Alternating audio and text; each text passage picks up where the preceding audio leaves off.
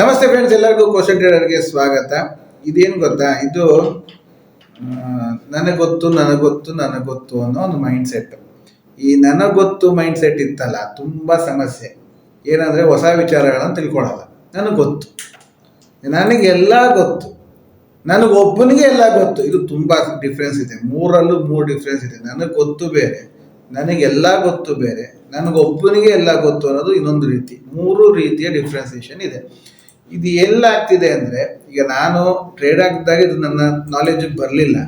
ನಾನು ಯಾವಾಗ ಟೀಚ್ ಮಾಡೋಕ್ಕೆ ಶುರು ಮಾಡಿದ್ನೋ ಆವಾಗ ನನಗೆ ಇದು ಅನುಭವಕ್ಕೆ ಬರೋಕ್ಕೆ ಶುರು ಆಯಿತು. ಏನಾಯಿತು, ಕೆಲವರು ಬರ್ತಾರೆ, ಹೇಳ್ತಾರೆ, ಸರ್ ಅದು ನಂಗೆ ಗೊತ್ತು, ನಾನೆಲ್ಲ ಕಲ್ತಿದ್ದೀನಿ, ಕ್ಯಾಂಡಲ್ ಪ್ಯಾಟರ್ನ್ ಕಲ್ತಿದ್ದೀನಿ, ಚಾರ್ಟ್ ಪ್ಯಾಟರ್ನ್ ಕಲ್ತಿದ್ದೀನಿ, ನಾನು ಅಲ್ಲಿ ಕಲ್ತಿದ್ದೀನಿ, ಇದು ಕಲ್ತಿದ್ದೀನಿ, ಎಲ್ಲ ಕಲ್ತಿದ್ದೀನಿ, ಎಲ್ಲ ಸರಿ, ನನಗೆಲ್ಲ ಗೊತ್ತಿದೆ, ಎಲ್ಲ ಹೇಳ್ತಾರೆ. ಕೊನೆಗೆ ಹೇಳ್ತಾರೆ, ಸರ್ ನಾನು ಅದೇ ಲಾಸಲ್ಲಿದ್ದೀನಿ, ನಾನು ಇಷ್ಟು ಲಾಸ್ ಮಾಡ್ಕೊಂಡಿದ್ದೀನಿ, ಏನು ಮಾಡಬೇಕಂತ ಗೊತ್ತಾಗ್ತಾ ಇಲ್ಲ. ಅಂದರೆ ಇದುವರೆಗೆ ಹೇಳ್ದಂಥ ಎಲ್ಲ ಗೊತ್ತು ಸತ್ಯವೋ ಅಥವಾ ನಾನು ಮಾಡ್ಕೊಂಡಿರೋ ಲಾಸ್ ಸತ್ಯವೋ ಅಂತ. ಗೊತ್ತಿದ್ದು ಲಾಸ್ ಮಾಡ್ಕೊಂಡಿದ್ದ ಅಥವಾ ಗೊತ್ತಿಲ್ಲದೆ ಲಾಸ್ ಮಾಡ್ಕೊಂಡಿರೋದ? ಈಗ ನಾನು ಮಾಡ್ಕೊಂಡಿದ್ದ ಲಾಸ್ ಗೊತ್ತಿಲ್ಲದೆ, ಗೊತ್ತಿದ್ದು ಯಾರು ಲಾಸ್ ಮಾಡ್ಕೊಳಕ್ಕೆ ಹೋಗಲ್ಲ.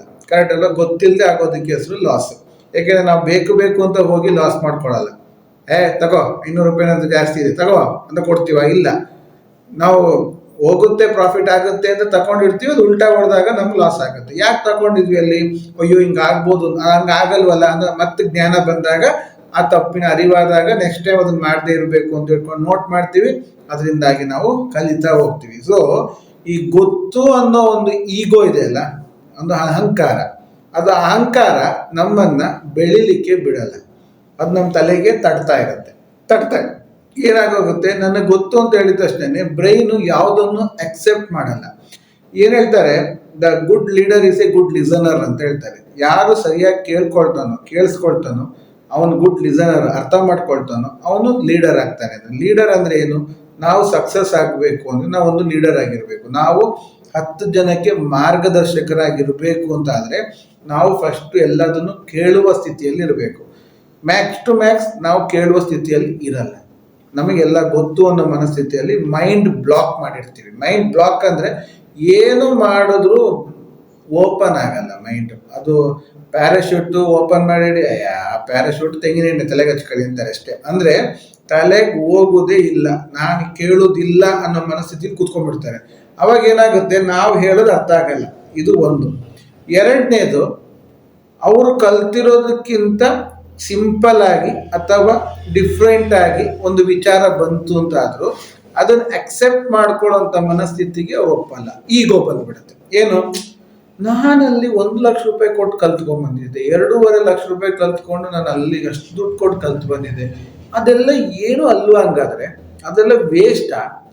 ಅದಕ್ಕೆ ವ್ಯಾಲ್ಯೂ ಇಲ್ವಾ ಅನ್ನೋ ಒಂದು ಮನಸ್ಥಿತಿ ಬಂದಾಗ ಆಟೋಮೆಟಿಕ್ ಆಗಿ ಅದರಿಂದ ಏನಾಗುತ್ತೆ, ಅವ್ರಿಗೆ ಈ ಒಂದು ವಿಷಯದ ನಾಲೆಜ್ ಇದ್ದರೂ ಅದನ್ನ ಅಕ್ಸೆಪ್ಟ್ ಮಾಡುವಂತಹ ಮನಸ್ಥಿತಿ ಅವ್ರಿಗೆ ಬರಲ್ಲ.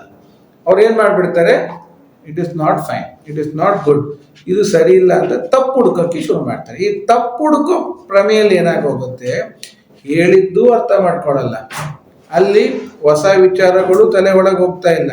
ಆ್ಯಂಡ್ ತಪ್ಪು ಹುಡುಕೋ ಬಂಡೆಯಲ್ಲಿ ಏನಾಗೋಗುತ್ತೆ, ಕಲಿಬೇಕಾಗಿದ್ದನ್ನು ಕರೆಕ್ಟಾಗಿ ಕಲಿಯಲ್ಲ. ಈ ರೀತಿ ಎಲ್ಲ ಆಗುತ್ತೆ. ನಾನು ಯಾಕೆ ಹೇಳ್ತಾ ಇದ್ದೀನಿ ಅಂದರೆ, ಇನಿಷಿಯಲ್ ಸ್ಟೇಜಸ್ ಅಲ್ಲಿ ನನಗೆ ಇದ್ದಂತಹ ಟ್ರೇಡಿಂಗ್ ಬಗ್ಗೆ ಇದ್ದಂತಹ ನಾಲೆಜ್ ಝೀರೋ ನಾಲೆಜ್ ಇದ್ದಾಗ ನಾವು ಫಸ್ಟ್ ಟೈಮ್ ಯಾವ ಇನ್ಸ್ಟಿಟ್ಯೂಟ್ಗೆ ಹೋದ್ವು ಅವ್ರು ಹೇಳಿದ್ದನ್ನ ಎಲ್ಲದನ್ನು ಕೇಳಿದ್ವಿ. ಆದರೆ ಅದೇ ಒಂದು ಮೈಂಡ್ ಸೆಟ್ ಇಟ್ಕೊಂಡು ನಾವು ಸೆಕೆಂಡ್ ಇನ್ಸ್ಟಿಟ್ಯೂಟ್ಗೆ ಹೋದಾಗ ಅವ್ರು ಏನು ಹೇಳಕ್ಕೆ ಬರ್ತಾರೆ ಅನ್ನೋದಕ್ಕಿಂತ ಮುಂಚೆ ನನಗೆ ಗೊತ್ತು ಅಂತ ಹೇಳೋದ್ರಿಂದ ಏನಾಗೋಯ್ತು, ಅವ್ರು ಏನು ಹೇಳ್ತಾ ಇದ್ದಾರೆ ಅನ್ನೋದು ಪೂರ್ತಿ ತಲೆ ಒಳಗೆ ಹೋಗಿಲ್ಲ. ಫಾರ್ ಎಕ್ಸಾಂಪಲ್, ಆಪ್ಷನ್ಸ್ ಅಂದರೆ ಏನು ಅಂತ ಒಬ್ರು ಹೇಳಿರ್ತಾರೆ. ಆಪ್ಷನ್ಸ್ ಅಂದರೆ ಹಿಂಗೆ ಕಾಂಟ್ರಾಕ್ಟ್, ಅದು 1 ವಾರದಿರುತ್ತೆ, ಎಕ್ಸ್ಪೈರಿ ಈ ರೀತಿ ಇರುತ್ತೆ, ಅದರಲ್ಲಿ CE ಕಾಂಟ್ರಾಕ್ಟ್ PE ಕಾಂಟ್ರಾಕ್ಟ್ ಅಂತ 2 ಇರುತ್ತೆ, ಮಾರ್ಕೆಟಲ್ಲಿ ಬೈಯು ಮಾಡ್ಬೋದು ಸೆಲ್ಲು ಮಾಡ್ಬೋದು, ಈ ರೀತಿ ಎಲ್ಲ ಇರುತ್ತೆ ಅಂತ ಯಾರೋ ಒಬ್ರು ಅರ್ಥ ಮಾಡಿಸೋವರೆಗೆ ನಮ್ಗೆ ಆಪ್ಷನ್ಸ್ ಅಂದರೆ ಏನು ಗೊತ್ತಿಲ್ಲ. ನಮ್ಗೆ ಅದೆಲ್ಲ ಹೊಸದು ಕಲ್ತ ಮೇಲಿಂದ ಸೆಕೆಂಡ್ ಇನ್ಸ್ಟಿಟ್ಯೂಟ್ಗೆ ಹೋದ್ವಿ. ಓದಿದಾಗ ಅಲ್ಲಿ ಹೇಳ್ತಾರೆ, ಆಪ್ಷನ್ಸ್ ಅಂದರೆ ಏನು ಗೊತ್ತಾ? ನಾವು ಆಲ್ರೆಡಿ ಇಷ್ಟು ಕಲ್ತಿದ್ವಲ್ಲ, ಗೊತ್ತು, ನಾವು ಕಲ್ತಿದ್ದು ಗೊತ್ತು ಅಂತ ಹೇಳಿದ್ವಿ. ಗೊತ್ತು ಅಂತ ಹೇಳಿದ ತಕ್ಷಣ ಮೈಂಡ್ ಏನಾಗುತ್ತೆ, ಹೊಸ ವಿಚಾರವನ್ನ ತಗೊಳ್ಳಲ್ಲ. ಅದಕ್ಕೆ ಯಾವತ್ತೂ ಹೇಳೋದು, ಏನು ಗೊತ್ತಿಲ್ಲ, ನಾನು ಏನು ಗೊತ್ತಿಲ್ಲ ಅಂತ ಕಲ್ತ್ರೆ ಅವನು ಬೆಳೀತಾ ಹೋಗ್ತಾನಂತೆ. ನಾನು ಯಾವುದೋ ಒಂದು ಇಂಟರ್ವ್ಯೂ ನೋಡ್ತಾ ಇದ್ದೆ, ಉಪೇಂದ್ರ ಅವ್ರದ್ದು. ಉಪೇಂದ್ರ ಅವರು ಸೂಪರ್ ಆಗಿ ಹೇಳಿದ್ದಾರೆ. ಏನಂತ ಹೇಳಿದ್ರೆ, ನನಗೆಲ್ಲ ಗೊತ್ತು ಅನ್ನೋದು ಬೆಳೆಯಲ್ವಂತೆ, ಏನೂ ಗೊತ್ತಿಲ್ಲ ಅನ್ನೋದು ಬೆಳಿತಾನಂತೆ. ನನಗೆಲ್ಲ ಗೊತ್ತು ಅಂದ್ರೆ ಅಲ್ಲೇ ಸ್ಟಾಪ್. ನನಗೆ ಎಷ್ಟು ಕ್ಲಿಯರ್ ಆಗಿ ಅವಾಗ ಅವ್ರು ಹೇಳ್ಬೇಕಾದ್ರೆ ನಮ್ಗೊಂದು ಮನಸ್ಸು ತಾಗಿ ಕರೆಕ್ಟ್ ಅನಿಸ್ತು ಅಂದರೆ, ಹೌದು ನಾವು ಗೊತ್ತು ಅಂತ ಹೇಳಿಬಿಟ್ರೆ ನಾವು ಅಲ್ಲಿಗೆ ಇಷ್ಟೇ. ಈಗಲೂ ಅದಕ್ಕೆ ನಿಫ್ಟಿಗೆ ಹೇಳೋದು, ನನಗೇನು ಗೊತ್ತಿಲ್ಲ ಮಾರೆ ಹೇಳ್ಕೊಡು ಅಂತ. ಅವಾಗ ನಿಫ್ಟಿ ಇನ್ನೂ ಹೊಸ ಹೊಸ ವಿಚಾರಗಳನ್ನು ಹೇಳ್ಕೊಡ್ತಾ ಹೋಗ್ತಾನೆ. ಕರೆಕ್ಟಾ? ಎರಡನೇದು, ಈಗ ಯಾವುದೋ ಒಂದು ಇನ್ವೆನ್ಷನ್ ಅನ್ನೋದು ಅಥವಾ ಯಾವುದೋ ಒಂದು ರಿಸರ್ಚ್ ಅನ್ನೋದು ನಿರಂತರತೆ. ಈಗ ಮೊದಲು ಬರ್ತಿದ್ದಂಥ ಫ್ಯಾನ್ಗಳು ನೋಡಿರ್ತೀರಿ ನೀವು. ಯಾಕೆ ನಾನು ಆದಷ್ಟು ಉದಾಹರಣೆಗಳು ಕೊಡಿದ್ರೆ ನಿಮ್ಗೆ ಈಸಿಯಾಗಿ ಅರ್ಥ ಆಗಲಿ ಅಂತ. ಮೊದಲು ಬರ್ತಿದ್ದ ಫ್ಯಾನ್ಗಳಿಗೆ ದಪ್ಪ ತಲೆ, ಆ ರೌಂಡ್ ತಲೆ ಇತ್ತಲ್ಲ, ತುಂಬ ದಪ್ಪ, ಅದಕ್ಕೊಂದು ರೆಕ್ಕೆ. ಅದೇನಾಗ್ತಿತ್ತು, ಒಂದು ಲೆವೆಲಲ್ಲೇ ತಿರುಗ್ತಿತ್ತು, ಹೊರ ಹೊರ ಹೊರ ಹೊರ ಗಾಳಿ ಓಡಿಸ್ತಿತ್ತು. ಆ ರೀತಿ ಹೋಗ್ತಾ ಹೋಗ್ತಾ ಏನಾಯ್ತು, ಆ ಮಧ್ಯದ ತಲೆ ಬುರುಡೆ ಕಮ್ಮಿ ಸಣ್ಣ ಆಗ್ತಾ ಬಂತು. ಸಣ್ಣ ಆಗ್ತಾ ಬಂತು, ಸ್ಪೀಡ್ ಜಾಸ್ತಿ ಆಗೋಕ್ಕೆ ಶುರು ಆಯಿತು. ಕರೆಕ್ಟಾ? ಈಗಿನ ಫ್ಯಾನಲ್ಲಿ ಏನಿದೆ, ಆ ಫ್ಯಾನಲ್ಲೇ ಲೈಟ್ ಇಟ್ಬಿಟ್ರು. ಕರೆಕ್ಟ್ ಅಲ್ವಾ? ಇನ್ನೂ ಹೋಗ್ತಾ ಹೋಗ್ತಾ ಏನಾಗುತ್ತೆ, ಈಗ ಕೈ ತಟ್ಟಿದ್ರೆ ಫ್ಯಾನ್ ಆನ್ ಆಗುತ್ತೆ, ಕೈ ತಟ್ಟಿದ್ರೆ ಏನ್ ಮಾಡಿದ್ರು, ರಿಸರ್ಚ್ ಅಂಡ್ ಇನೋವೇಷನ್ಸ್ ಆ ಒಂದು ಲೆವೆಲ್ ಇಂದ ಇನ್ನೊಂದು ಲೆವೆಲ್ ತಗೊಂಡೋಯ್ತು. ಇದು ನಿರಂತರತೆ. ಫ್ಯಾನ್ ಏನಿದೆ ಬರ್ರಿ, 3 ರೆಕ್ಕೆ ತಿರುಗುತ್ತೆ, ಗಾಳಿ ಬರುತ್ತೆ, ಮುಗೀತು.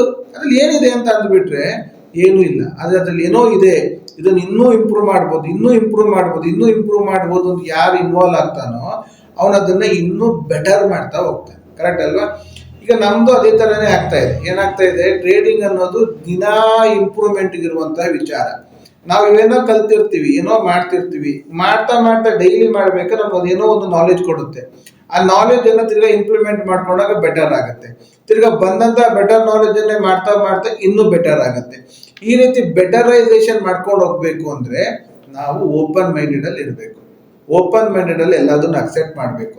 ಆ ಓಪನ್ ಮೈಂಡ್ ಇರಬೇಕಂದ್ರೆ, ನಮ್ಮ ಮೈಂಡ್ ಓಪನ್ ಆಗಬೇಕಂದ್ರೆ ಅದ್ರಲ್ಲಿ ಹಾಕಿರುವಂತಹ ಒಂದು ದೊಡ್ಡ ಬೀಗ ಅದ್ಯಾವುದು ಅಂದ್ರೆ ನಮ್ಮ ಅಹಂಕಾರ, ಅಹಂ, ನಾನು. ಆ ನಾನು ಹೋದರೆ 100% ನಮ್ಮ ಬಾಕ್ಲು ಓಪನ್ ಆಗುತ್ತೆ, ಎಲ್ಲ ವಿಚಾರಗಳು ಒಳಗೋಗುತ್ತೆ, ನಾವು ಬೆಳಿತೀವಿ. ಆ ನಾನು ಅನ್ನೋದು ಅಷ್ಟು ಸುಲಭಕ್ಕೆ ಹೋಗಲ್ಲ. ಐನೋ ಎಲ್ಲಿವರೆಗೆ ಐನೋ ಅಂತ ಹೇಳಿದ್ರೆ, ನಾನು ಏನೋ ಒಂದು ಅರ್ಥ ಮಾಡ್ಕೊಂಡಿರ್ತೀನಿ, ಆ ಅರ್ಥ ಮಾಡ್ಕೊಂಡಿದ್ದನ್ನೇ ಇನ್ನೊಬ್ಬರ ಮೇಲೆ ಇನ್ಫ್ಲೂಯೆನ್ಸ್ ಮಾಡಕ್ಕೆ ಹೋಗೋದು. ಅಯ್ಯೋ ಟ್ರೇಡಿಂಗ್ ಅಲ್ಲಿ ದುಡ್ಡಾಗಲ್ಲ ರೀ, ಯಾಕೆ ಹೇಳಿದ್ದು, ನನ್ನ ಒಂದು ನಾಲೆಜ್ ಹೇಳಿದ್ದು. ಕರೆಕ್ಟ್ ಅಲ್ವಾ? ನಾನು ಮಾಡಿದ ಫೇಲಿಯರು ನೀವು ಸಕ್ಸಸ್ ಆಗಬಾರ್ದು ಅನ್ನೋ ಒಂದು ಇಂಟೆನ್ಷನ್. ಹಾಗಾಗಿ ನನ್ನ ಇಂಟೆನ್ಷನ್ ನಿಮ್ಮ ತಲೆಗೆ ಹಾಕಿದೆ, ಅದು ಸಕ್ಸಸ್ ಆಗಲ್ಲ ರೀ ಟ್ರೇಡಿಂಗಲ್ಲೆಲ್ಲ ಬರೀ ಲಾಸೇ ಮಾಡ್ಕೊಳ್ಳೋದು, ಟ್ರೇಡಿಂಗು ಈ ರೀತಿ, ಅದು ಒಳ್ಳೇದಲ್ಲ, ಯಾವ ಕ್ಯಾಂಡ್ಲು ವರ್ಕ್ ಆಗಲ್ಲ, ಯಾವ ಸ್ಟ್ರಾಟಜಿ ವರ್ಕ್ ಆಗಲ್ಲ, ಏನೂ ಆಗಲ್ಲ, ಅದು ಹಂಗೆ ಅದು ಹಿಂಗೆ ಅಂತೇಳಿ ನನ್ನ ಒಂದು ನಾಲೆಜ್ ಇನ್ಫ್ಲೂಯೆನ್ಸ್ ಅನ್ನ ಇನ್ನೊಬ್ಬರ ಮೇಲೆ ಪ್ರವೋಕ್ ಮಾಡುವಂಥದ್ದು. ಇದು ಸಹ ಒಂದು ರೀತಿಯ ಅಹಂಕಾರ. ನಾನು ಗೆಲ್ಲಬೇಕು, ನಾನೊಬ್ಬನೇ ಕರೆಕ್ಟ್ ಅನ್ನೋದು ರೀತಿ ಆಗಬೇಕು ಅಂತೇಳಿ ನನ್ನೊಟ್ಟಿಗೆ ಸಂಘವನ್ನು ಸೇರಿಸ್ಕೊಳ್ಳೋದು, ನನ್ನ ಹಾಗೆ ಥಿಂಕ್ ಮಾಡುವ ಸಂಘವನ್ನು ಸೇರಿಸ್ಕೊಳ್ಳೋಕ್ಕೆ ನಾನು ಎಲ್ಲರ ಮೇಲೂ ಇನ್ಫ್ಲೂಯೆನ್ಸ್ ಮಾಡಕ್ಕೆ ಹೋಗೋದು. ಇದರಿಂದಾಗಿ ಏನಾಗುತ್ತೆ, ಅವರ ಇಂಡಿಪೆಂಡೆನ್ಸಿಗೂ ಧಕ್ಕೆ ಆಗುತ್ತೆ. ಅದ್ರ ಜೊತೆಗೆ ನಮ್ಮ ನಾಲೆಜ್ ಅವರ ಮೇಲೆ ಹಾಕೋದ್ರಿಂದಾಗಿ ಪ್ರೆಷರ್ ಕ್ರಿಯೇಟ್ ಆಗುತ್ತೆ. ಅವ್ರು ಮಾಡಬೇಕಾಗಿರೋ ಕೆಲಸವನ್ನು ಕರೆಕ್ಟಾಗಿ ಮಾಡೋಕ್ಕಾಗಲ್ಲ. ಕರೆಕ್ಟ್ ಅಲ್ವಾ? ಇದೆಲ್ಲ ಗಮನ ಇಟ್ಟು ನೋಡಿದಾಗ ಏನಾಯಿತು, ನಮಗೆ too much of knowledge is also dangerous. So ನನಗೇನೂ ಗೊತ್ತಿಲ್ಲ, ನಾನು ಖಾಲಿ ಪಾತ್ರೆ ಅಂತ ಯೋಚನೆ ಮಾಡಿದ್ರೆ ಅದಕ್ಕೆ ನೀರು ತುಂಬ್ತಾ ಇರುತ್ತೆ. ನಾನು ತುಂಬಿರೋ ಪಾತ್ರೆ ಅಂದ್ಬಿಟ್ರೆ ನೀರು ಯಾರು ಹಾಕಲ್ಲ. ಸೊ ನಾವು ಖಾಲಿ ಪಾತ್ರೆ ಆಗಿರೋಣ, ನಾಲೆಜನ್ನು ಇನ್ನೂ ತಗೊಳ್ಳೋಣ. ನಿಮ್ಮಿಂದ ನಾನು ಡೈಲಿ ಕಲಿತಾ ಇದ್ದೀನಿ. ಕರೆಕ್ಟ್ ಅಲ್ವಾ? ನಾವು ಕಲಿತಿರೋದನ್ನ ಎಲ್ಲರ ಹತ್ರ ಒಂದೊಂದು ವಿಷಯ ಕಲಿತಾ ಇದ್ದೀವಿ. ಸ್ಟೂಡೆಂಟ್ಸ್ ಹತ್ರನೂ ನಾನು ವಿಷಯ ಕಲಿತೀನಿ. ಒಂದೊಂದು ದಿನ ಒಬ್ಬೊಬ್ಬ ಜನದ ಹತ್ರ ನಾನು ವಿಷಯ ಕಲಿತಾ ಇರ್ತೀವಿ. ಹಾಗೆ ನೀವು ಕಲಿತಾ ಇದ್ದೀನಿ. ಸೊ ಈ ಕಲಿವಿಕೆಯನ್ನ ಚೇತನ ಯಾವಾಗಲೂ ಉಳಿಸ್ಕೊಳ್ಳಿ, ಅದನ್ನ ಆರ್ಲಿಕ್ಕೆ ಬಿಡಬೇಡಿ, ಡೈಲಿ ಕಲಿಯೋದಕ್ಕೆ ಪ್ರೊವೋಕ್ ಮಾಡಿ ಅಂತ ಹೇಳ್ತಾ ಈ ವಿಡಿಯೋವನ್ನ ಮುಗಿಸ್ತಾ ಇದ್ದೀನಿ. ವಿಡಿಯೋ ಇಷ್ಟ ಆದರೆ ಲೈಕ್ ಮಾಡಿ, ಸಬ್ಸ್ಕ್ರೈಬ್ ಮಾಡಿ, ಫ್ರೆಂಡ್ಸ್ ಒಟ್ಟಿಗೆ ತಿಳಿಸಿ, ಕಮೆಂಟಲ್ಲಿ ತಿಳಿಸಿ. Thank you very much.